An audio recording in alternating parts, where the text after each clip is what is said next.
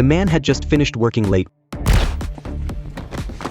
Tom crouched in the corner shaking with fear. He didn't move until the killer dragged the body away. Then he hurried into a nearby bathroom to hide. But what happened next was something Tom never expected.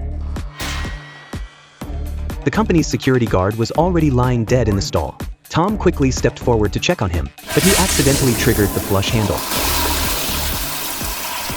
Afraid the sound would alert the killer, Tom quickly shut the stall door, only to realize he had stepped right on the corpse. Before he could catch his breath, the killer walked into the bathroom. Tom panicked, but the killer simply walked over to the sink. Turns out he was just there to wash the blood off his hands. Tom felt a wave of relief, until the killer suddenly spoke. How you doing in there, Barney?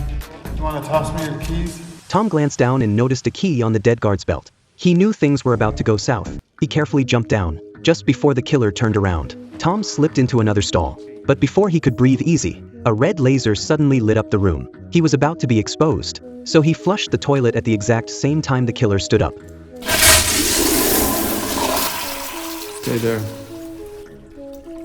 The killer then walked out of the bathroom. Tom waited until everything was silent outside, then rushed out as fast as he could. But as soon as he opened the door, he ran into another coworker who had also stayed late. Tom quickly told him what was going on, and the two of them headed for the elevator, only to find it had been shut down.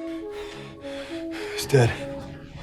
They then made their way to the emergency exit, but it was locked too. With no other option, they returned to the office. Tom told his coworker to use the computer to call for help, while he went back to his desk to get his phone. But just then he spotted the killer coming their way.